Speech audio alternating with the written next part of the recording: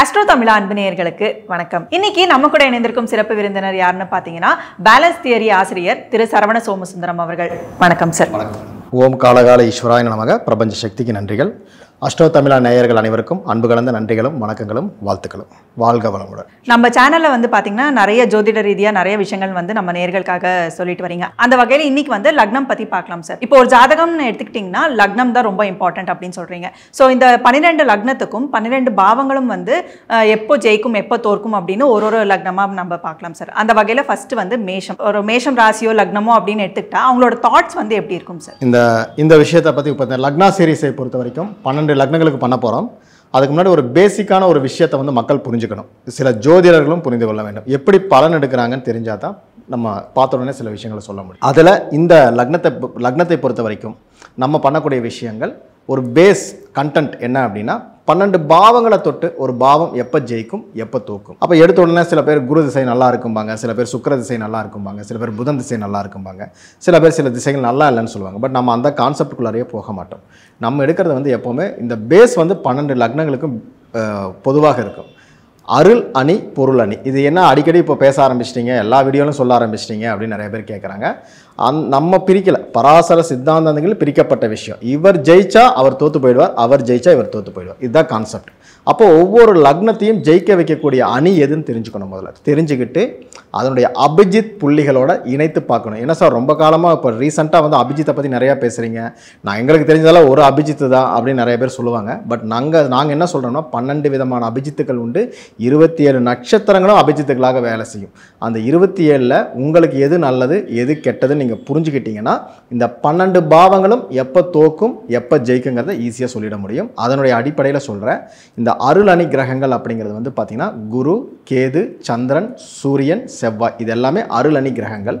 பொருள் அணி கிரகங்கள் அப்படின்னு எடுத்துட்டிங்கன்னா சுக்கிரன், அதுக்கப்புறம் ராகு, புதன், அதன் பிறகு பார்த்தீங்கன்னா சனி. இந்த 4 கிரகங்களுமே பொருள் அணி கிரகங்கள். இதுதான் பேஸ் எல்லா லக்னங்களுக்குமே.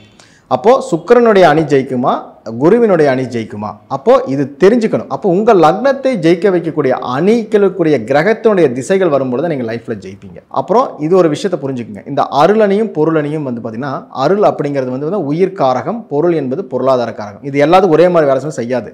சில பேருக்கு அருள் அணியில் இருக்கக்கூடிய கிரகங்கள் பொருளாதாரத்தை கொடுத்துடும். சில பேருக்கு பொருள் அணியில் இருக்கக்கூடிய கிரகங்கள் உயிர் காரகத்தை கொடுக்கும். ஒன்று கொடுக்கறதை இன்னொன்று மாற்றி கொடுக்குங்கிறத மட்டும் நீங்கள் தெளிவாக புரிஞ்சுக்கணும். புரியலன்னா மீண்டும் இந்த வீடியோவை மறுபடியும் அதோட கேளுங்க. ஏன்னா இது பேஸ் இதுதான். சரி, இப்போ மேஷ லக்னம் நம்ம ஒரு கான்செப்ட் எடுக்கிறோம். இந்த மேஷ லக்னத்தை பொறுத்த வரைக்கும் பார்த்தீங்கன்னா இந்த மேஷ லக்னத்தை ஜெயிக்க வைக்கக்கூடிய அணியை பார்த்தீங்கன்னா பொருள் அணியில் இருக்கக்கூடிய சுக்கிரன், ராகு, சனி, புதன், இந்த திசைகள் வராமல் இந்த லக்னம் பெரிய அளவில் பேசப்படாது, உலகத்திற்கு தெரிய வராது, நீங்கள் கேட்கக்கூடிய வெற்றிகளை அள்ளித்தராது. அதுக்கு ஈக்குவலாக குரு அப்படின்னு சொல்லக்கூடிய பொருள் அணியில் இருக்கக்கூடிய கிரகங்கள், அதாவது குரு, கேது, சந்திரன், செவ்வாய், சூரியன், இந்த திசைகள் வரும்பொழுது உயிர் காரகங்களுக்கு முக்கியத்துவம் கொடுத்து அதில் உங்களுக்கு ஒரு விருத்தியை கொடுக்குமே தவிர பொருளாதார ரீதியாக சிக்கல்களை கொடுக்கும். சில பேர் சிக்கல்கள் நான் சம்பாதிச்சு தானே இருக்கேன் நீங்கள் சொல்லுவீங்க. செலவுகள் அதிகமாகும். திசாபுத்தி நல்லா இல்லைன்னா விரயங்களாக கன்வெர்ட் செய்யப்படும்.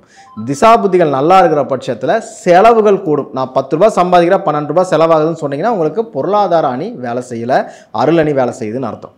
அப்போ மேஷ லக்னத்தை பொறுத்த வரைக்கும் யார் ஜெயிக்க வைக்கிறாங்க அப்படின்னு பார்த்தீங்கன்னா சுக்கிரன், ராகு, புதன், சூரியன், இந்த அணிக்குரிய கிரகங்கள் ஒவ்வொரு பாவத்துக்கும் அபிஜித்தா வேலை செய்யும். அப்போது ஒரு பாவத்துக்கு நன்மை, இன்னொரு பாவத்துக்கு தீமை அப்படிங்கிறதா இருக்குது. உதாரணத்துக்கு 2ஆம் பாவம் நல்லா இருந்ததுன்னா நேர் 7ஆம் பாவம்னா 8ஆம் பாவம் அடி வாங்கிட்டு இருக்குன்னு அர்த்தம். ஸோ இதனுடைய அடிப்படையில் நம்ம பார்க்கணும். ரொம்ப சிறப்பு சார். இவங்களோட குணாதிசயம் எப்படி இருக்கும் சார்? மேஷ லக்னத்தை பொறுத்த வரைக்கும் பார்த்தீங்கன்னா செவ்வாய் அப்படிங்கிற காரகம் தான் கோபக்காரர். முதல்ல கோபம், அதுக்குள்ளே பார்த்தீங்கன்னா செவ்வாயுடைய வீட்டில் 3 நட்சத்திரங்கள் இருக்கும். கேது, அதுக்கப்புறம் சுக்கிரன், அதுக்கப்புறம் சூரியன் அப்படின்னு நட்சத்திரம் இருக்கும். இப்போ மேஷ லக்னத்தில் பிறந்த ஒருத்தனுக்கு கேதுவினுடைய புள்ளியில் லக்னம் விழுந்ததுன்னா எப்படி இருக்கும் அப்படின்னு கேட்டிங்கன்னா மூர்கன் பேர். ரொம்ப மூர்க்கமாக இருப்பார், கோவத்தை காட்டிடுவார், முசுடுன்னு சொல்லுவாங்க. பேசும்போது மூஞ்சியை காட்டிட்டு தான் பேசுவார். மூஞ்சியை சுருக்கிறது, பேசும்போதே கோவப்பட்டு பேசுறது, இதெல்லாம் இவங்களோட குண அதிசயங்களாக இருக்கும். அதே நேரத்தில் கேது என்பது ஒரு ஞானம் இருக்கும். இந்த திமிரு அப்படிங்கிற விஷயத்துக்கு சொந்தக்காரங்க இந்த மேஷ லக்னத்துக்காரங்க. அதே நேரத்தில் என்ன ஆகும்னா ஒரு ஞானம் என்றைக்குமே இவங்களுக்குள்ளே இருக்குது. இந்த கேது புள்ளியில் லக்னம் விழுந்தால் ஒரு சிறந்த அறிவாளியாக இருக்கக்கூடிய தோற்றம். எந்த துறையில் இருந்தாலும் அந்த துறை சார்ந்த விஷயத்தில் மிக நுண்ணிய அறிவுகளை கற்றுக்குவார். இப்போ ஒரு கேமராமேனாக இருக்கிறீங்கன்னு வச்சுக்கோங்களேன், கேமராவில் என்னென்ன வெரைட்டிஸ் இருக்குன்னு ஈஸியாக சொல்லி பார்க்குறக்கு ஒன்றுமே தெரியாத ஆளாக இருப்பார், ஆனால் நிறைய விஷயங்களை கற்றுக்கிட்டு இருப்பார். இதே வந்து ஒரு ஃபார் எக்ஸாம்பிள் சொல்கிறேன், நீங்கள் வந்து ஒரு தெருக்கூட்டுற ஆளாக இருக்கீங்க அப்படின்னு ஒரு வச்சுக்கோங்க, அதில் கூட ஒரு நுண்ணியமாக எவ்வளோ ஈஸியாக அதை வந்து நம்ம ஃபைன் டியூன் பண்ணலாங்கிறதுல அவ்வளோ ஒரு அறிவோடு இருக்கக்கூடிய ஆள். ஏன்னா ரெண்டு எண்டையுமே பார்க்கணும். அதில் எந்த தொழில் சார்ந்த விஷயம் இருந்தாலும் அதில் ஒரு நுண்ணிய அறிவு இருக்கக்கூடிய ஆள் தான் இவங்க. பாருங்கள், சுக்கிரனுடைய சாரத்தில் விழுங்கும்போது கொஞ்சம் கவனமாக இருக்கணும். இந்த சுக்கிரன் சாரத்தில் இருக்கும்போது வந்து பார்த்திங்கன்னா இவங்களுடைய கோபத்துக்கு முக்கியத்துவம் கொடுத்தால் கூட நிறைய வந்து பார்த்திங்கன்னா இவங்களுடைய அமைப்பு எப்படின்னா குழஞ்சு பேசக்கூடிய அமைப்பாக மாறிடும். இது வந்து இவங்களுடைய ட்ராபேக். அதில் மட்டும் கொஞ்சம் கவனமாக இருக்கணும். ஏன்னா பரணி நட்சத்திரம் இருக்குது, அது பெண்கள், அது வந்து பார்த்திங்கன்னா பெண்களுடைய குணத்தை கொண்ட ஒரு நட்சத்திரம் பரணி நட்சத்திரம். அப்போ என்ன ஆகுனா அந்த நட்சத்திரத்துடைய தன்மை இந்த இயற்கையாகவே இவங்களுக்குள்ளே இருக்குது. அப்போ என்ன ஆகுனா 2-7 அந்த ஆதிக்கம் இவங்களுக்குள்ளே வந்துருச்சுன்னு அர்த்தம். அப்போது இவங்க எதிர்பால் கூட பழகும்போது கொஞ்சம் கவனமாக இருக்கணும், இல்லைனா இந்த மேஷ லக்னம் பேரை கெடுத்துக்கும். அதே வந்து பாருங்கள், சூரியனுடைய நட்சத்திரத்தில் உழுகும் பொழுது ரொம்பவே வந்து அதிகார தோரணையில் இருக்கக்கூடிய அதிகாரத்தை காட்டுவாங்க. மேஷ லக்னத்தில் பிறந்த ஒருத்தர் சூரியனுடைய நட்சத்திரத்தினுடைய புள்ளியில் அந்த முதல் பாதம் கிருத்திகை 1 வந்து அவங்களுடைய லக்னா புள்ளி விழுந்துருச்சுன்னா இவங்களுடைய ஆதிக்கம் எப்படி இருக்குன்னா பயங்கர மூர்க்கமாக இருக்கும். இவங்களுடைய ஆளுமை அளவுக்கு அதிகமாக இருக்கும். ஒரு விஷயமும் தெரியலனா அதில் கூட தன்னுடைய அதிகாரத்தை செலுத்துவாங்க. எங்கே பார்த்தாலும் ஒரு அதிகார தோரணை இருக்கக்கூடிய லக்னமாக இந்த மேஷ லக்னம் மாறிடும். ஸோ இது எப்படின்னா ஒரு இயற்கையாகவே வந்து ஒரு கவர்மெண்ட் ஆஃபீஸராக இருக்காங்கன்னா இது கரெக்டாக இருக்கும். அப்போ அதிகாரிப்பா அதனால் பேசுகிறாரு. போலீஸ் ஆஃபீஸராக இருந்தாலும் எந்த பிரச்சனையும் கிடையாது, அது எல்லாமே பக்காவாக இருக்கும். ஒரு சாதாரண ஒரு இடத்துலேருந்து அதிகாரத்தை காட்டினீங்கன்னா உங்களை யாருமே திரும்பி பார்க்க மாட்டாங்க, பிடிக்காமல் போயிடும். ஸோ எந்த இடத்துல இருக்கீங்களோ அந்த இடத்துல உங்களை அதிகாரத்தை காட்டணும். நீங்கள் முதல்ல பண்ண வேண்டியது என்னென்னா உங்களை அதிகாரத்தை வளர்த்துக்கிற உங்கள் குணத்தை எப்படி வளர்த்துக்கிறீங்களோ அதே போல் இந்த அதிகாரத்தை வளர்த்துக்கிறதுக்கு உண்டான இடத்துல போய் நீங்கள் ஜாயின் பண்ணிட்டீங்கன்னா உங்களுடைய வளர்ச்சி அபரிமிதமாக இருக்கும். இந்த குணம் அங்கே மட்டும்தான் செல்லுபடியாகும், பொதுமக்கள்கிட்ட செல்லுபடியாகாது. கொஞ்சம் கவனமாக இருக்கும். இவங்க சேஞ்ச் பண்ணிக்கணும் அப்படின்னா என்ன விஷயத்தை சேஞ்ச் பண்ணிக்கணும் சார் லைஃப்ல சேஞ்ச் பண்ணிக்கணும்? முதல்ல வந்து மேஷ லக்னத்துக்காரங்க கோவம் தான் சத்ரு. அதாவது மேசத்துடன் மோதல்னு ஒரு கான்செப்டே சொல்லுவாங்க. மேஷ லக்னம் வந்து குருட்டு தைரியம் இருக்கக்கூடிய ஒரு ராசி. தைரியம் என்பது காமனாக எல்லாத்துக்குமே இருக்குது. இந்த குருட்டு தைரியம் என்ன பண்ணுன்னா பார்ப்பாங்க, சொல்லி பார்ப்பாங்க, 4 தடவை சொல்லுவாங்க, அவங்க கேட்கல, அவன் நம்மளை அடிக்க தான் வர்றான் அப்படின்னா என்ன பண்ணுவாங்கன்னா ஓட மாட்டாங்க. ஓடி கடைசியில் எனர்ஜியெல்லாம் வேஸ்ட் பண்ணி நம்ம வந்து தோற்று போகிறக்கு திரும்பி நின்றுடுவாங்க. டே என்னடா பண்ணுவேன் பார்த்துக்கலாம் வாடா, அடி வாங்கி இவர் அவுட் ஆக போகிறான்னு தெரிஞ்சால் கூட எதிர்த்து நிற்கக்கூடிய ராசி. ஸோ இந்த குணம் வந்து ஒரு இடத்துல ப்ளஸ்ஸு, இதே குணம் ஒரு இடத்துல மைனஸ். அதிகார வர்க்கங்கள் கூட நம்மளுடைய இயலாமை இருக்கக்கூடிய டயத்தில் இந்த விஷயங்களை பயன்படுத்தக்கூடாது. ஸோ ப்ளஸ்ஸும் இதுதான், மைனஸும் இதுதான். இது எங்கே பயன்படுத்தணும் எங்கே பயன்படுத்தக்கூடாதுன்னு தெரிஞ்சுக்கணும். இவங்களுடைய மேக்ஸிமம் தோல்வி எங்கே இருக்குது தெரியுமா? அடிப்பணிஞ்சு யாருக்கும் போக மாட்டாங்க. அதனாலேயே பல வாய்ப்புகளை இழக்கக்கூடிய ராசி தான் இந்த மேஷம். அப்போ இந்த மேஷ ராசி மேஷ லக்னத்துக்காரங்க கொஞ்சம் அடிப்பணிஞ்சு போயிட்டாங்கன்னா இவங்களுக்கு இயற்கையாகவே செயல்பாடு இருக்கக்கூடிய 3ஆம் இடம் என்பது விவேகம் நிறைந்த புதனுடைய வீடு. மிகப்பெரிய அளவில் வளர்ந்துருவாங்க. யாரெல்லாம் அடிப்பணியாமல் இருக்காங்களோ இவங்களுடைய வளர்ச்சி கொஞ்சம் கீழே தான் இருக்கும். ஸோ இறங்கி போனீங்கன்னா லைஃப்பில் உங்களை மாதிரி ஜெயிக்கிறதுக்கு ஒரு லக்னம் மேஷ லக்னத்தை தவிர எதுவுமே இல்லை. ரொம்ப சிறப்பாக சொன்னீங்க சார். அடுத்ததாக வந்து திருமணம் விஷயத்தை பற்றி பார்க்கலாம். இப்போ மேஷ லக்னத்துக்கு வந்து திருமணம் வந்து எப்போ நடக்கும்? இப்போ திருமணம் சார்ந்த விஷயம்னு பார்த்தீங்கன்னா நிறைய பேருக்கு வந்து டிலே மேரேஜஸ் நடக்கும், நிறைய பேருக்கு வந்து உடனே மேரேஜஸ் நடக்கும், ஒரு சிலருக்கு வந்து 1க்கும் மேற்பட்ட மேரேஜஸ் வந்து நடக்கும். ஸோ அப்படி இருக்கும்போது இவங்களுக்கு வந்து திருமணம் வாழ்க்கை வந்து எப்படி இருக்கும்? அதாவது திருமண வாழ்க்கை அப்படிங்கிறத விட திருமணம் எப்போ ஆகுங்கிறது கொஸ்டின் சரியாக இருக்கும். ஏன்னா வாழ்க்கை என்பது ஒவ்வொருத்தருக்கும் ஒவ்வொரு விதமான மாறுபாடான செயல்பாடுகள் இருக்கும். ஏன்னா 7ஆம் அதிபதி எங்கே இருக்காரோ அதை பொறுத்தவரைக்கு டைவர்ஸ் ஆகும், ஒருத்தருக்கு நல்லா வாழ்வாங்க, சில பேர் 2 கல்யாணம் பண்ணுவாங்க. நம்ம பொதுவாக பார்த்தோம்னா மேஷ லக்னத்தை பொறுத்த வரைக்கும் ஒரு திருமணம் எப்போ ஆகும்னு எடுத்திங்கன்னா இதனால் நாங்கள் 2ஆக பிரிப்போம். எப்போவுமே ஒரு ஜாதகத்தை 2ஆக பிரித்து தான் எங்களுக்கு பழக்கம். இந்த கிரகங்கள் என்ன பண்ணுது? இப்போ 7ஆம் அதிபதி பார்த்தீங்கன்னா சுக்கிரன் அப்படிங்கிறது பொருளணியை சார்ந்த கிரகங்கள். இவங்களுக்கு வந்து சுக்கிரனும் சனியும் அதே போல் வந்து செவ்வாயும் சுக்கிரன் சனி ராகு புதன் இந்த 4 கிரகங்களும் பொருளாதாரத்தை பற்றி தான் பேசும், உயிர்காரகத்தை பற்றி பேசவே பேசாது. அப்போது அந்த அப்பேற்பட்ட இடமே 7ஆம் இடமே உயிர்காரகம் இல்லாத ஒரு பொருள்காரகத்துக்குரிய வீடு. ஆனால் வீடு உயிர்காரகம், ஆனால் அந்த இடத்துல இருக்கக்கூடிய விஷயங்கள் பொருளாதார காரகமாக இருக்குது. அப்போ இவங்க என்ன பண்ணுவாங்க அப்படின்னு கேட்டிங்கன்னா இவங்களுக்கு எந்த திசா புத்திகள் இந்த இடத்த வந்து அவங்களுக்கு திருமணத்தை செய்து வைக்க நம்ம ஒரு கான்செப்ட் எடுப்போம். இது எங்கே போய் நிற்கும்னு பார்த்தீங்கன்னா ஒவ்வொரு பாவத்துக்குமே அபிஜித் நாங்கள் இந்த இடத்துல பிரிக்கிறோம். ஃபர்ஸ்ட் மேஷ லக்னத்துக்கு நான் ஏற்கனவே சொன்ன மாதிரி 2 விதிகளை பிரிக்கிறேன். ஒன்று உயிர்காரகத்தை கொடுக்கக்கூடிய கிரகங்கள், பொருளாதார காரகத்தை கொடுக்கக்கூடிய கிரகங்கள் பிரிக்கிறேன். அதில் உயிர்காரகத்தை கொடுக்கக்கூடிய கிரகங்கள் குரு கேது சந்திரன் செவ்வாய் சூரியன் அப்படிங்கிற அமைப்பை நான் ஏற்கனவே சொல்லிட்டேன். ஒவ்வொரு பாவத்தினுடைய வெற்றியும் பார்த்தீங்கன்னா 10ஆம் பாவத்தில் தான் இருக்குது. ஒரு பாவம் ஜெயிக்கணும்னா 10ஆம் பாவம், உங்களுடைய 10ஆம் பாவத்தில் எப்பவுமே அபிஜித் இருக்கும். லக்னம் ஜெயிக்கணும்னா 10ஆம் பாவத்தில் அபிஜித் இருக்கும். அப்போ அந்த 10ஆம் பாவம் எப்போ வேலை செய்யுதோ அப்போ தான் நீங்கள் வந்து லைஃப்பில் ஜெயிப்பீங்க. அப்போ 7ஆம் பாவம் ஜெயிக்கணும்னா 7ஆம் பாவம் சார்ந்த திருமணம் உங்களுக்கு நடக்கணும்னா அதுக்கு 10ஆன 4ஆம் இடத்துல இருக்குது. அதனால சொல்லுவாங்க கேந்திரத்தில் ஒரு கிரகமாவது இருக்கணும்னு சொல்லுவாங்க. அப்போது மேஷ லக்னத்துக்கு 7ஆம் இடம் சுக்கிரனாகிய துலா வீடு, அதுக்கு 10 வந்து கடக வீடு அப்படின்னு நாங்கள் சொல்லுவோம். அந்த கடகம் என்னவா இருக்குன்னு பார்த்தீங்கன்னா அது வந்து இவங்களுடைய அருளணி என்று சொல்லக்கூடிய உயிர் காரகத்தை பற்றி பேசக்கூடிய அணியாக இருக்குது. இங்கே பாருங்கள், இந்த 7க்கும் 10க்கும் ஒரு கனெக்டிவிட்டி இருக்கும். இங்கே குருவினுடைய நட்சத்திரங்கள் 3 பாதங்கள் இருக்கும், அங்கே 4வது பாதம் கடகத்தில் இருக்கும். அப்போ இந்த 2 வீடும் கனெக்ட் 7 10 கனெக்ட் ஆயிடுச்சு. அப்போது நாங்கள் பிரிக்கக்கூடிய அமைப்பை என்னன்னு வந்து கேட்டிங்கன்னா குரு கேது சந்திரன் செவ்வாய் சூரியன் இந்த அமைப்பு 7 10 கனெக்டிவிட்டி இருக்கான்னு பார்த்தீங்கன்னா இந்த குருவினுடைய நட்சத்திரங்கள் மட்டும்தான் 7ஆம் இடத்து அதுக்கு 10ஆன 4ஆம் வீட்டில் இருக்குது. அப்போது குரு திசை, கேது திசை, சந்திர திசை, செவ்வாய் திசை, சூரிய திசை, இதில் ஒன்று தான் இவங்களுக்கு திருமணத்தை செய்து வைக்கும். எந்த மேஷ லக்னத்தை வேணால் எடுத்துக்கங்க, இந்த நட்சத்திரத்தில் நின்று ஒரு கிரகம் திசை நடத்தாமல் திருமணம் கிடையாது. இந்த நட்சத்திர அதிபதிகள் திசை நடத்தாமல் திருமணம் கிடையாது. சில பேர் சொல்லுவாங்க எனக்கு சுக்கிர திசையில் கல்யாணம் ஆச்சு, நீங்கள் என்ன இப்படி சொல்கிறீங்கன்னு கேட்டுட்டு வருவீங்க. எடுத்து வச்சுக்கோங்க, அந்த சுக்கிரன் குரு வீட்டில் இருக்காரா, சந்திரன் வீட்டில் இருக்காரா, சூரியன் வீட்டில் இருக்காரா, செவ்வாய் வீட்டில் இருக்காரா பாருங்க. இது இல்லாமல் நடக்காது. சில பேருக்கு நட்சத்திரத்தினுடைய சாரத்தில் இருக்கும். இந்த அமைப்பு இல்லைன்னா நீங்கள் தலைகீழ முக்கி நீங்கள் குட்டிகரணமே போட்டாலும் உங்களால் திருமணம் செய்ய முடியாது. மீறி பண்ண டைவர்ஸில் போய் நிற்கிறீங்களா இல்லையா மட்டும் செக் பண்ணிக்கோங்க. அப்போது இந்த அமைப்பு 7 10க்கு அந்த அபிஜித் வேலை செய்யணும். சரி சார், இந்த 5 கிரகம் இருக்குது, 5மே வேலை செய்யணும்னா 5மே வேலை செய்யாது. அதுதான் திரும்ப திரும்ப சொல்கிறோம். இந்த இடத்துக்கும் அந்த இடத்துக்கு இருக்கக்கூடிய கனெக்டிவிட்டி என்னன்னா ஒன்று குருவினுடைய நட்சத்திரம், இன்னொன்று சந்திரனுடைய வீடு. இந்த 2ல் ஒன்று நடக்குதான்னு பாருங்கள். குரு வீட்டில் சந்திரன் வீட்டில் அந்த கிரகம் நின்றுச்சுன்னா கல்யாணம் நிச்சயம் உண்டு. சூரியனில் இல்லைன்னு கிடையாது, சூரியனில் ஆகும். ஃபார் எக்ஸாம்பிள் சூரியனுடைய சாரத்தில் கிரகம் நின்று சூரியன் 7ஆம் இடத்துல 10ல் இருந்தால் கல்யாணம் ஆகிடும்.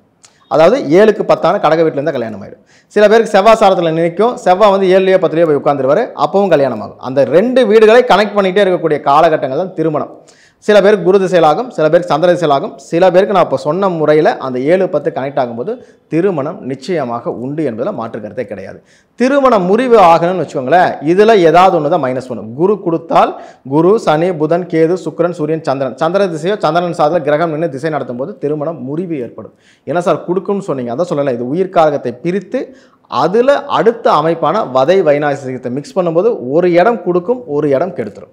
அப்போ அந்த உயிர்காரங்கள் வேலை செய்யும்போது பொருளாதார காரகங்கள் அடிப்படும். இப்போ கல்யாணம் பண்ணின உடனே பாருங்கள், இந்த மேச லக்னத்துக்காரங்க கண்டிப்பாக தொழில் ரீதியாக ஒரு மைனஸ் ஆகும். குறிப்பாக குரு கேது சந்திரன் செவ்வாய் சூரியனில் கல்யாணம் பண்ணிட்டு வந்தீங்கன்னா அந்த காலகட்டம் உங்கள் தொழில் ரீதியாக ஒரு வருமான இழப்பீடை பார்க்கக்கூடிய அமைப்பு இந்த இடத்துல ஏற்படும். ஏன்னா இது 10க்கு 7ஆம் இடம் அங்கே வேலை செய்யும். அடுத்த கொஸ்டினில் அதுக்கான விளக்கங்கள் தெளிவாக சொல்கிறேன். இப்போ திருமணத்துக்கு அடுத்து வந்து குழந்தை பாக்கியம், இப்போ அவங்களுக்கெல்லாம் வந்து உடனே குழந்தை கிடைக்குமா இல்லை அவங்களுக்கு வந்து டிலே ஆகுமா? இப்போ பாருங்கள், திருமணம் சார்ந்த விஷயங்கள் இப்போ முடிச்சோன்னா அடுத்ததாக எல்லாம் கேட்குற கேள்வி, சார் கல்யாணம் ஆகி 4 வருஷம் ஆச்சு, எனக்கு வந்து இது வரைக்கும் குழந்தை இல்லை அப்படின்னு வந்தீங்கன்னு பார்த்தீங்களா, நான் அதான் சொல்கிறேன். இப்போ குழந்தை பாவத்தை பேசக்கூடிய இடம் வந்து 5ஆம் இடம். 5ஆம் இடத்துக்கு 10 யாருன்னு பாருங்கள், அது வந்து சுக்கிரனுடைய வீடாக வரும். 5க்கு 10 அதனுடைய அபிஜித், அதனுடைய வெற்றி புள்ளி. ஒரு பாவம் ஜெயிக்கணும் அப்படின்னா குழந்தை வேணும்னா என்ன பண்ணும், அதுக்கு 10ஆம் பாவம் செயல்பாடுகள் நிறைந்த பாவம் 10ஆம் பாவம். அப்போ அந்த ரிஷப வீட்டில் அந்த கிரகங்கள் கனெக்டிவிட்டி இருக்கா நம்ம செக் பண்ணணும். கண்டிப்பாக இருக்குது. அப்போ என்ன ஆகும்னா சேமஸ், அப்போ உயிர் காரகத்துக்கு கொடுக்கக்கூடிய அமைப்பு இந்த லக்னத்துக்கு யார் யார் சொன்னால் குரு கேது சந்திரன், அதன் பிறகு செவ்வாய் சூரியன், இந்த அமைப்பு இருக்குது. அப்போ இந்த 5ஆம் பாவமும் அதனுடைய 10ஆன 2ஆம் பாவமும் கனெக்டிவிட்டி ஆகுதான்னு பாருங்கள். கனெக்டிவிட்டி ஆயிடுச்சு. அப்போது குரு திசை, கேது திசை, சந்திர திசை அந்த இடத்துல திருமணம் பண்ணி அதே திசாபுதிகள் கண்டினியூ ஆகி போயிட்டு இருந்ததுன்னா குழந்தை பாக்கியம் உடனடியாக கிடைக்கும். ஒரு வருஷத்துக்குள்ளே சார் என்னுடைய ஃபஸ்ட்டு வெட்டிங்கே நான் வந்து குழந்தையோட தான் கொண்டாட சொல்லுவாங்கல்ல, இவங்க தான். சில பேருக்கு என்ன ஆகுனா கல்யாணம் ஆகும்போது குருவோ கேதுவோ சந்திரனோ இருப்பாங்க, அடுத்த திசைகள் உடனே மாறுது. பார்த்தீங்களா, ஒரு கல்யாணம் பண்ண ஒரு 3 மாதம் 4 மாதத்தில் மாறிடும். திசாபுதியோட எண்டில் கல்யாணம் பண்ணிட்டு இருப்பாங்க. மாறின உடனே என்ன ஆகுனா அந்த 5 10 5க்கு 10ஆம் இடம்னா 2ஆம் இடம் கனெக்டிவிட்டியாக கட்டாக இருக்கும். கட்டாகும்போது குழந்தை பாக்கியம் டிலே. இதுக்கு தான் இவங்க என்ன பண்ணுவாங்க, எப்போ வருதுன்னு நம்மகிட்ட ஜாதகத்தை எடுத்துகிட்டு வருவாங்க. அதுக்கு ஒரு டைம் ஃபிக்ஸ் பண்ணுவோம். அதோடைய அடுத்த அபிஜித்தை எப்போ வருதோ அந்த காலகட்டம் கிடைக்கும். அது வரைக்கும் நீங்கள் இந்த ஐவிஎஃப் இந்த மாதிரி போகக்கூடிய விஷயங்கள்லாம் இப்போதைக்கு வேண்டாம் அப்படின்னு நம்ம சொல்லிட்டு இருப்போம். ஏன்னா இந்த 5க்கு 10ஆம் இடம் அப்படிங்கிறது அதனுடைய அபிஜித். அப்போ சுக்கிரனுடைய வீடு தான், திரும்ப சொல்கிறேன் சுக்கிரனுடைய வீடு தான். அப்போ சுக்கிரன் அப்படிங்கிற கிரகம் திசை நடத்திட்டு இருக்கு, இல்லை சுக்கிரனுடைய புத்தி இருக்குன்னா கிடைச்சிரும். ஆனால் சுக்கிரன் அந்த குரு கேது சந்திரன் செவ்வாய் வீட்டில் இருக்கணும். இருந்தால் உடனடியாக குழந்தை பாக்கியம். இல்லை சார் எனக்கு சந்திர திசையாக நடக்குதுன்னா கண்டிப்பாக குழந்தை உண்டு, கேது திசை உண்டு, சூரிய திசை உண்டு, செவ்வாய் திசை உண்டு. மாறாக சனி திசை போயிட்டுருக்கு, ஒரு புதன் திசை போயிட்டுருக்குன்னா நான் சொன்ன இந்த வீடுகளோட அமைப்பில் உட்கார்ந்தால் உண்டு, இல்லைனா உங்களுக்கு நிச்சயமாக டிலே ஆகும். ரொம்ப கவனமாக இருக்கணும். ரொம்ப சிறப்பு சார். இப்போ அடுத்ததாக வந்து வருமானம் பற்றி பார்க்கலாம். இப்போது நீங்கள் சொன்னீங்க மேரேஜுக்கு அப்புறம் வந்து ஒரு லாஸ் சந்திப்பாங்க அப்படிங்கிற மாதிரி சொல்லியிருந்தீங்க. ஸோ இப்போ மேஷ லக்னத்துக்காரங்க வந்து தொழில் ரீதியாக வந்து எப்போ வந்து வருமானம் வந்து லாபமாக வந்து எதிர்பார்ப்பாங்க?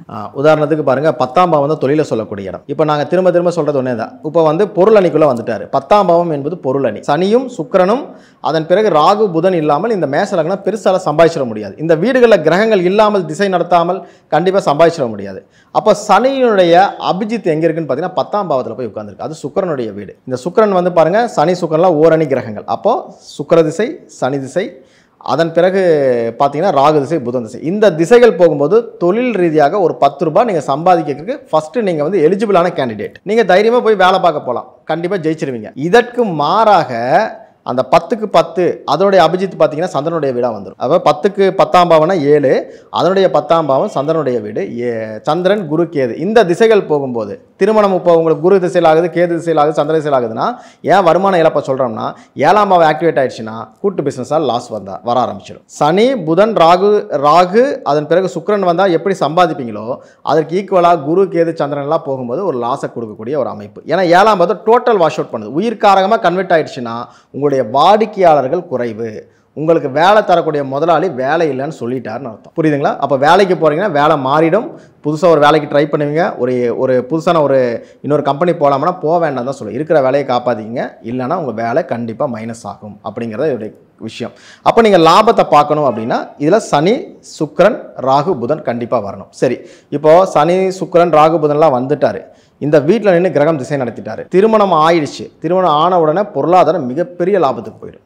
சார், கல்யாணமான ஒருத்தருக்கு தொழில் லாஸுன்றீங்க, அதே ஒருத்தருக்கு கல்யாணம் ஆனதுக்கப்புறம் நல்லா வருன்றீங்கன்னா அதை சொல்கிறாரு. இப்போ சனி திசையில் ஒருத்தர் கல்யாணம் பண்ணுறாரு சார், குரு வீட்டிலேருந்து கல்யாணம் பண்ணிருக்காரு அப்படி வச்சுக்கோங்களேன். அப்போது குருங்கிறது கனெக்டிவிட்டி, கல்யாணத்தையும் கொடுத்துருவாரு, கல்யாணத்துக்கப்புறம் மிகப்பெரிய லாபத்தையும் கொடுக்கக்கூடிய அமைப்பு பொருளாதாரம் வரும். அதனால சில பேர் கல்யாணம் பண்ணால் பெரிய டாப்பில் போயிடுவாங்க, சில பேர் டோட்டல் மைனஸாக போயிடுவாங்க. அப்போ திசை நடத்தக்கூடிய கிரகம் எதுன்னு செக் பண்ணிவிட்டு அதோடைய கனெக்டிவிட்டி எடுக்கும்பொழுது மட்டும்தான் ஜெயிக்க முடியும். சரி, இதனுடைய அபிஜித் யாருன்னு பாருங்கள், சுக்கிரனாக தான் வருவார். அப்போ சுக்கிரன் செவ்வாய் சனி, இதில் பாருங்கள் சுக்கிரனும் சனியும் இந்த லக்னத்தை பொறுத்தவரைக்கும் ரொம்ப ரொம்ப அருமையான கிரகம், ரொம்ப பாசிட்டிவான கிரகம். கண்டிப்பாக பொருளாதார லாபம் உண்டு. மாறாக செவ்வாய் திசை, செவ்வாய் வீட்டில் நின்று ஒரு கிரகம் திசை நடத்துறது, செவ்வாய் சாரத்தில் நின்று ஒரு கிரகம் திசை நடத்தினால் மிகப்பெரிய லாஸை இந்த மேஷ லக்னம் சம்பாதிக்கும். நீங்கள் அங்கே லக்னாதிபதியும் தூக்கிட்டு வந்தீங்கன்னா வேலைக்கே ஆகாது. ஜெயிச்சிட்டா லக்னாதிபதியும் நீங்கள் தோத்துட்டா 8ஆம் அதிபதின்றீங்க. ஸோ நம்ம சொல்கிறது என்னென்னா இது வந்து நெகட்டிவான அபிஜித். செவ்வாய் என்பது நெகட்டிவ். 10க்கு 4ஆம் இடம் வேலை செய்யும். 10க்கு 10 வேலை செஞ்சால் லாபம், 10க்கு 4 வேலை செஞ்சால் நெகட்டிவ் அபிஜித்து. அது மட்டும் கிடையாது, இந்த லக்னத்தை பொறுத்த வரைக்கும் செவ்வாய் உயிர்காரகமாக வேலை செய்யக்கூடிய ஒரு அமைப்பு. அது சனி வீட்டில் சுக்கிரன் வீட்டில் இல்லை, புதன் வீட்டில் இல்லைன்னா நீங்கள் லாஸ் மட்டும்தான் அடைவீர்கள், அதில் மாற்றுக்கிறதே கிடையாது. இதில் ஏற்கனவே இப்போ லாஸ் அடைஞ்சவங்களாம் இருப்பாங்க இல்லைங்களா சார், அவங்களுக்கெல்லாம் வந்து தீர்வாக நீங்கள் என்ன சொல்வீங்க? மெயினாக வந்து லாஸ் அடைஞ்சிட்டு லாபத்தை சம்பாதிக்கணும் மேஷ லக்னத்துக்காரர் நினச்சிங்கன்னா தயவு செஞ்சு ஒரு முறை சுவாமி மலை போயிட்டு வாங்க. உங்களுடைய பாவங்கள் நீங்கள் செஞ்ச கர்ம வினைகள் தீரக்கூடிய ஒரே இடம் சுவாமி மலை. மேசத்தினுடைய அமைப்பு வந்து சுவாமி மலையில் இருக்குது. சுவாமி மலை வந்து முருகனுடைய வழிபாடு செய்யக்கூடிய ஒரு ஸ்தலம். சுவாமி மலை போங்க, அங்கே போய் முடிக்காணிக்கை கொடுத்தாலும் சரி, இல்லை பூமுடி கொடுத்தாலும் சரி, இல்லை அங்கே போய் வந்து தேங்காய் பழம் உடச்சி நீங்கள் வேண்டிக்கிட்டு, அது உங்கள் தனிப்பட்ட இது. முதல்ல அந்த சுவாமி மலைங்கிற இடத்துக்கு போகும்போது உங்களுக்கான எனர்ஜி லெவல் பூஸ்டப் ஆகும். உங்கள் எனர்ஜிங்கிறத நீங்கள் எதில் லாஸாக இருக்கீங்களோ அதை வந்து பூஸ்டப் பண்ணி விடக்கூடிய இடம், உங்களுடைய உயிர் புள்ளிகள் இயங்கக்கூடிய இடம் சுவாமி மலை. நம்ம தமிழ்நாட்டில் இருக்கக்கூடிய சுவாமி மலை தான். அங்கே போகிறது மிகப்பெரிய ஒரு பாசிட்டிவான விஷயம். இது பொதுவாகவே மேஷ லக்னம் மேஷ ராசி ரெண்டுக்குமே பொருந்தும். பொதுவாக மேஷ லக்னத்துக்கு ரொம்ப கஷ்டத்தில் இருந்தாங்க, நாங்கள் சுவாமி மலை போயிட்டு வாங்கன்னு தான் சொல்லுவோம். ஏன்னா சுவாமி மலை வந்து 3 விதமான குணங்களை கொண்டது. அதோட ஹிஸ்ட்ரியை படிங்க, உங்களுக்கே தெரியும். நான் வந்து எல்லாருக்குமே மேசத்தில் இன்னும் ஒரு கிரகம் திசை நடத்தி பிரச்சனைக்குள்ளே வந்தாலே நான் சுவாமி மலை அனுப்பிச்சிடுவேன். ஏன்னா சுவாமி மலை ரொம்ப பாசிட்டிவான ஒரு ஸ்தலம். தயவு செஞ்சு போயிட்டு வாங்க. ஏன்னா எல்லோரும் சொல்லுவாங்க பழனி போங்க, அதுக்கப்புறம் நீங்கள் வந்து பழமுதிரி சோலை போங்க, எல்லாமே சொல்லுவாங்க. நாங்கள் சொல்கிறது சுவாமி மலை. சுவாமி மலை என்னென்னா அங்கே ஞானம் இருக்கக்கூடிய இடம். அப்பனுக்கே பாடம் சொல்லி கொடுத்த சுப்பன் அப்படின்னு சொல்லக்கூடிய கான்செப்ட் அது. உங்களுக்கு எதை சார்ந்த அறிவு குறைவாக இருக்கோ, இப்போ ஒரு தொழிலில் தோற்று போயிட்டீங்க, அப்போ அதை சார்ந்த ஒரு அறிவு உங்களுக்கு கொடுத்து அவர் அனுப்புவார். இது திருமண வாழ்க்கையில் தோற்று போயிட்டேன்னு போனீங்கன்னா உங்களுக்கு அந்த திருமணம் சார்ந்த ஒரு அறிவு எப்படி இருக்கணும், எப்படி நீங்கள் நடந்துக்கணுங்கிறத சொல்லி கொடுத்து அனுப்பக்கூடிய இடமா மாறும். சார், எனக்கு வந்து ஒரு பெரிய மைனஸாக இருக்குது, குடும்பத்தில் ஒற்றுமை இல்லைன்னா அதை சார்ந்த அறிவுகளை புகுத்தி அனுப்புவார். அதுதான் நீங்கள் எதில் பிரச்சனையாக இருக்கீங்களோ அங்கே போனால் ஒரு அறிவு கிடைக்கும். அந்த அறிவை வச்சு நம்ம வந்து ஜீவனம் பண்ணிக்கணும், அவ்வளோதான். இப்போ பிஸ்னஸ் சம்பந்தமா பேசிட்டு இருக்கோம். அந்த வகையில வந்து மேஷ லக்னத்துக்காரங்க வந்து இப்போ 2வது பிஸ்னஸ் ஆரம்பிக்கிறதுக்கான வாய்ப்பு அவங்களுக்கு வந்து கிடைக்குமா? இப்போ ஆரம்பிச்சாங்க அப்படின்னா அவங்களுக்கு அதில் வந்து லாபம் கிடைக்குமா சார்? இந்த பிஸ்னஸ் அப்படிங்கிற பாவங்கள் வந்து 10ஆம் பாவம் தான். தொழில், பிஸ்னஸ் எல்லாமே 10ஆம் பாவத்தை நீங்கள் எடுத்துக்கலாம். 10ஆம் பாவத்துக்கு நான் ஏற்கனவே சொன்ன விஷயங்கள் தான். 10க்கு 3ஆம் இடம் சொல்லக்கூடிய 12ஆம் பாவம் என்பது மேஷ லக்னத்தை பொறுத்த வரைக்கும் குரு திசையை குருவாக வருவார். இது வந்து லாஸை சொல்லக்கூடியது. எல்லாருக்குமே 2வது பிஸ்னஸ் செட் ஆகிடாது. பாருங்கள், மேஷ லக்னத்துக்காரங்க பாதிக்கு மேலே ஏற்கனவே தொழில் பண்ணிட்டு இருக்கும்போது நல்லா தான் இருப்பாங்க. 2வது தொழில் என்னைக்கு ஆரம்பிக்கலாம் அன்றைக்கி எல்லாம் லாஸ் வரும். சரி சார், அப்போ 2வது தொழில் பண்ணவங்க எல்லாம் லாஸ் ஆகுது, லாபமே வராதானா? அதை சொல்கிறேன். குரு, கேது, சந்திரன், சூரியன், செவ்வாய் திசைகள் போகும்போது ஆரம்பிக்காதீங்க. ஆரம்பிச்சிங்கன்னா கண்டிப்பாக அந்த பிஸ்னஸ் லாஸில் தான் போகும். ஏன்னா அது எல்லாமே 2வது தொழிலை சொல்லக்கூடிய இடம். உங்களுக்கு குருவினுடைய ஆதிக்கத்தில் வரக்கூடிய கிரகங்கள். அது என்ன சொல்லுதுன்னா உங்கள் ஜாதக அமைப்பில் 2வது தொழில் லாஸ் அப்படின்னு சொல்லுது. அப்போ குருவினுடைய அணியில் இருக்கக்கூடிய எந்த ஒரு திசாபதியும் 2வது தொழில் ஆரம்பிக்காதீங்க. அதற்கு பதிலாக நேர் 7ஆம் பாவம் உங்கள் லக்னத்துக்கு 6ஆம் பாவம், அதாவது உங்கள் உத்தியோகத்தை சொல்லக்கூடிய இடம். எதிர்பாவத்துக்கு 7ஆம் பாவத்துக்கு அது விரைய பாவம். அவனுடைய ஆப்போசிட் கேரக்டருக்கு எப்போ மைனஸ் ஆகும்னா புதன், ராகு, அது போக சனி, சுக்கிர திசைகளில் அவங்க லாஸ் ஆவாங்க. அப்போது அவங்க லாஸ் தான் உங்களுடைய லாபம். அப்போ நீங்கள் எப்போ 2வது தொழில் ஆரம்பிக்கணும்னா உங்களுடைய ஜாதகத்தில் புதன் திசையோ, ராகு திசையோ, அல்லது சுக்கிர திசையோ, அல்லது சனி திசையோ போகும்பொழுது தான் நீங்கள் 2வது பிஸ்னஸை ஆரம்பிக்கணும். அல்லது அந்த கிரகத்தினுடைய சாரத்தில் நின்று கிரகம் திசை நடத்தும் பொழுதோ, அந்த வீட்டில் நின்று நடத்தும் போதோ தயவு செஞ்சு ஆரம்பிங்க. அதுக்கு முன்னாடி எது பண்ணினாலும் மேஷ லக்னம் தோற்று போயிடும், விரயங்களை மட்டுமே சந்திக்கும். லாபம் வேணும்னா சுக்கிரனுடைய அணியில் இருக்கக்கூடிய கிரக திசாபுதிகளை பார்க்கணும். அதுதான் உங்களுடைய அபிஜித். 12ஆம் பாவத்தினுடைய வெற்றிங்கிறது நேர் 7ஆம் பாவத்தில் தான் இருக்குது. அது ஒரு அபிஜித்தாக வேலை செய்யுது உங்களுக்கு. அப்போ அங்கே எல்லாமே பாசிட்டிவ் நடக்கும். அது அப்படியே வந்து நீங்கள் குரு, கேது, சந்திரன் அப்படி போயிட்டீங்கன்னா உங்களுடைய நெகட்டிவான பாவங்கள், நெகட்டிவான அபிஜித் ஆக்டிவேட் ஆகிடும். உங்கள் நெகட்டிவ் எதிர்பாலுக்கு பாசிட்டிவாக போயிடும். இப்போ பொதுவாக பார்த்தீங்கன்னா மேஷ லக்னம்னு எடுத்துக்கிட்டா உங்களுக்கு ஜாப் தான் வந்து மெயினாக இருக்குமா, இல்லை சொந்த தொழில் தான் வந்து மெயினாக இருக்குமா சார்? நாங்கள் அப்படி பார்க்குறதே கிடையாதுங்க. நாங்கள் வந்து 10ஆம் பாவம் வந்து என்ன காரகமாக இருக்குன்னு தான் பார்ப்போம். 10ஆம் இடம் வந்து பொருளாதார வீடுகளாக இருந்தால் பிஸ்னஸ் பண்ணுறதுக்கு நீங்கள் ஃபஸ்ட்டு எலிஜிபிள். 10ஆம் பாவம் பொருளாதார வீடுகளில் யாருக்கெல்லாம் வருதோ சொந்த பிஸ்னஸ் பண்ணலாம். அப்படி பார்த்தா மேஷ லக்னம் சொந்த பிஸ்னஸ்க்கு ஆப்டான ஒரு லக்னம் தான். அது ஆரம்பிக்கக்கூடிய காலகட்டங்கள் தான் முக்கியத்துவம். அதாவது எல்லாருமே என்ன சொல்கிறாங்கன்னா அடிமை தொழில், இப்போ 6 லட்சம் இருந்தால் அடிமையாக போயிடுவாங்க. அதே போல் வந்து குரு கெட்டு போச்சுன்னா அடிமையாக போயிடும். அது கான்செப்ட் கிடையாதுங்க. உங்களுக்கு நீங்கள் சம்பாதிக்கக்கூடிய காலகட்டங்கள் வந்தால் கண்டிப்பாக நீங்கள் வந்து சொந்த தொழில் பண்ணலாம். எல்லா லக்னத்துக்குமே அது காமன் தான். இப்போது இன்றைக்கி வந்து கவர்மெண்ட் எல்லாருக்கும் வேலை கொடுக்க முடியுமா? முடியாது. அப்போ செல்ஃப் எம்ப்ளாய்மெண்ட்னு ஒன்று இருக்குது இல்லையா? அவன் தன்னுடைய தன்னிறைவு அடையலாம் இல்லையா? இண்டஸ்ட்ரீஸ் வச்சிருக்க எத்தனையோ கம்பெனிகள் இருக்குது, பெரிய பெரிய முதலாளிகள் இருக்காங்க. எல்லாருக்குமே கொடுக்க முடியுமா? அவங்க ஒரு 3000 பேர் 4000 பேர் கொடுக்கலாம். ஆனால் இன்றைக்கி கோடிக்கணக்கான மக்கள் இருக்கிறாங்க. அத்தனை பேர் கொடுக்க முடியுமா? அப்போ அந்த செல்ஃப் எம்ப்ளாய்மெண்ட் சொல்லக்கூடிய நம்ம 6ஆம் இடம், ஒன்று 10ஆம் இடம் இல்லை 6ஆம் இடம், இந்த கிரகங்கள் உங்களுக்கு பொருளாதாரத்தை கொடுக்கக்கூடிய அணியில் இருந்தால் அந்த இடத்துல வரும்பொழுது அவங்க தாராளமாக வந்து பிஸ்னஸ் ஆரம்பிக்கலாம். அது சின்னதாக பெருசாக உங்கள் ஜாதகம் சொல்லிடும். அடுத்ததாக வந்து நிறைய பேர் எதிர்பார்க்குற கேள்வி என்னன்னு பார்த்தீங்கன்னா கடன் சார்ந்த விஷயங்கள் வந்து நிறைய பேருக்கு இருக்குது. இப்போது அது காரணங்கள் தான் வேறு வேறையாக இருக்குமே தவிர கடனுங்கிறது வந்து எல்லாருக்குமே ஒன்று தான். ஸோ இந்த மேஷ லக்னத்துக்கு வந்து கடன் வந்து எப்போ வரும், எப்போ தீரும் சார்? மேஷ லக்னத்தை பொறுத்த வரைக்கும் கடன் வருதுன்னா 12ஆம் பாவம் தான். யாரெல்லாம் 6ஆம் பாவம் புதனை வந்து திட்டிக்கிட்டு இருப்பீங்க, உங்களை காப்பாற்ற போகிறதே புதன் தான். நான் வந்து பெருமாள் கோயிலுக்கு போக மாட்டேன், நான் வந்து திருப்பதி போக மாட்டேன் அப்படின்னா உங்களை காப்பாற்றக்கூடிய திருப்பதிக்கு போகாமல் இந்த என்ன பிரயோஜனம்? பெஸ்ட். அதை நான் ஓப்பனாக சொல்கிறேனே. ஏன்னா இந்த காரங்களை நீங்கள் ஆக்டிவேட் பண்ணும்போது உங்களுக்கு கடன் வந்துச்சுப்பாங்க. அதாவது சந்திரனுடைய ஸ்தலம் வந்து திருப்பதின்னு சொல்கிறாங்க. பெருமாள் வழிபாடுங்கிறனால அங்கே புதனாவும் நீங்கள் கன்வெர்ட் பண்ணிக்கலாம். உங்களை மேசத்தை காப்பாற்றக்கூடியவரே புதன் தான். ஏன்னா உங்களுக்கு 6ஆம் அதிபதி, உத்தியோகஸ்தானாதிபதி, அவர் பொருளாதாரத்தை கண்டிப்பாக உங்கள் ஜாதகத்துக்கு கொடுக்கக்கூடிய அமைப்பு இருக்கும். நீங்கள் திருப்பதி கண்டிப்பாக போகணும். அது குரு திசையில் போயிடக்கூடாது. ஏன்னா நீங்கள் என்ன பண்ணாலுமே குரு அப்படிங்கிற கிரகம் உங்களுக்கு லாஸை தான் கொடுக்க போகிற. நீங்கள் கோயிலுக்கு போனாலும் போகாட்டி அது லாஸ் தான். குரு, கேது, சந்திரன், சூரியன், செவ்வாய் இது வரும்பொழுது நீங்கள் பெருமாள் கோயிலுக்கு இல்லை, நீங்கள் மகாலட்சுமி பக்கத்துலேயே போய் உட்காந்தாலும் உங்களுக்கு லாஸை யாராலையும் மைனஸ் காப்பாற்ற முடியாது. லாஸ் தான். மகாலட்சுமியே வந்தாலும் உங்களை காப்பாற்ற முடியாது. அப்போ உங்களுக்கு கொடுக்க வேண்டிய திசை வந்து புதனோ ராகுவோ சனியோ சுக்கிரனோ வரும்பொழுது சம்பாதிக்க முடியும். அப்போ அப்பேற்பட்ட அந்த ஸ்தலங்களுக்கு போங்க. அப்போ 6ஆம் பாவம் அப்படிங்கிறதுக்கு நாங்கள் சொல்லக்கூடிய இடம் என்னென்னா புதனுடைய வீடு. மேஷ லக்னத்துக்கு அதனுடைய அபிஜித் பாருங்கள், மறுபடியும் புதனுடைய வீடே வரும். அதில் ராகுவினுடைய நட்சத்திரம் இருக்குது. அது வந்து பார்த்திங்கன்னா காற்று ராசி. குருவாயூர் போய் துலாபாரம் கொடுத்துட்டு வாங்க. நீங்கள் வந்து மேஷ லக்னத்துக்காரன் ஜெயிக்கணும்னா ஒரு முறையாவது குருவாயூர் போங்கன்னு சொல்லுவோம்.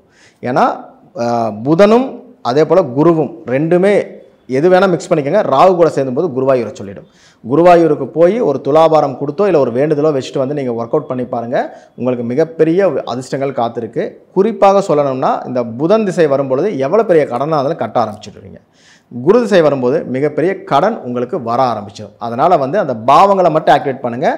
புதனுக்கு புதனே அபிஜித்தாக வரக்கூடிய ஒரே ராசி எதுன்னு வந்து பார்த்தீங்கன்னா மேஷ ராசி, மேஷ லக்னம் தான். ஸோ உங்களை காப்பாற்றக்கூடிய கிரகமே புதன் தான். ஸோ புதனுடைய காரகத்துவத்தில் இருக்கக்கூடிய எந்த கோயிலுக்கு வேணாலும் நீங்கள் போங்க. அது காற்று ராசியில் இருக்கக்கூடிய கோவில்களுக்கு போகும்போது மிகப்பெரிய பலம் உங்கள் லைஃப்பில் கடன் கட்டுறதுக்கு உங்களுக்கு மிகப்பெரிய ஒரு சக்தி கிடைக்கும். வழிமுறைகளும் கிடைக்க ஆரம்பிச்சிடும். ஓகே, ரொம்ப சிறப்பாக சொன்னீங்க சார். அடுத்ததாக வந்து இப்போது மேஷ லக்னத்துக்காரங்க வந்து இப்போ சொத்து வாங்கணும் அப்படின்னா அவங்க வந்து எப்போ வாங்குவாங்க? இல்லை பூர்வீக சொத்து ஆல்ரெடி இருக்குது அப்படின்னா அதை வந்து காப்பாற்றிக்கணும்னா அவங்க என்ன பண்ணணும்? ஏற்கனவே சொன்னதான் மேஷ லக்னத்தை பொறுத்த வரைக்கும் நான் ஏற்கனவே அருளணி கிரகம், பொருளணி கிரகம் கொடுப்போம்.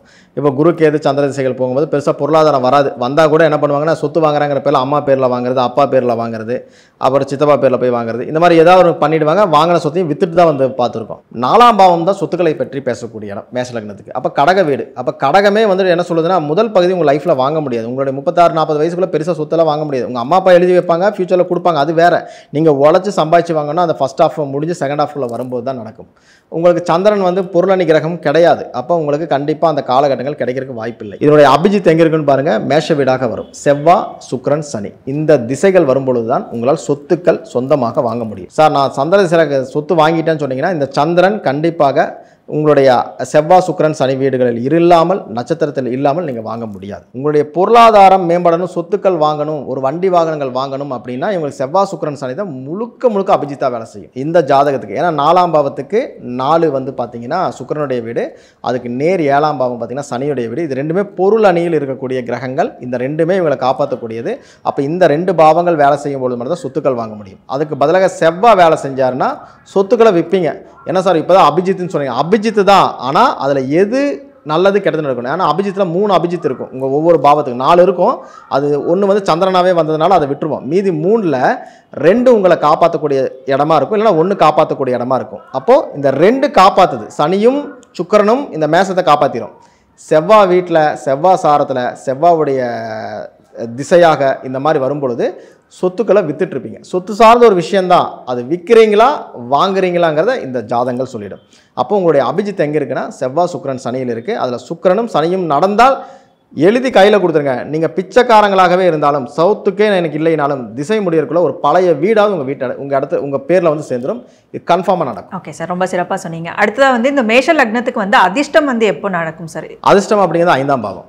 அது அதிர்ஷ்டத்தை பற்றி பேசணும். 5ஆம் பாவம். 5ஆம் பாவத்துக்கு என்ன வீடு? இந்த மேசத்தை பாருங்கள், சூரியனுடைய வீடு வரும். சூரியன் வந்து நான் ஏற்கனவே சொல்ல பொருளாதாரம் இல்லை, அதிர்ஷ்டம் கெட்டவங்க அப்படிங்கிறத சூரியனுடைய விஷயங்கள். பாருங்கள், பூர்வீக சொத்துக்கள் இருக்கும், இழந்துட்டு வந்து நின்றுட்டு இருப்பாங்க. பூர்வீக சொத்துக்கள் எல்லாம் பெரிய அளவில் இருந்து படிப்படியாக குறைச்சிச்சு. எங்கள் அப்பா சில பேர் சொல்லுவாங்க, சார் எங்களுக்கெல்லாம் இருக்குது சார் பூர்வீக சொத்தும்பிங்க. உங்கள் அப்பா காலத்தில் கேட்டு பாருங்கள், அதனுடைய அளவீடுகள் அதிகமாக இருக்கும். உங்கள் காலத்துக்கு வரும்போது கொஞ்சம் குறைவாக இருக்கும்.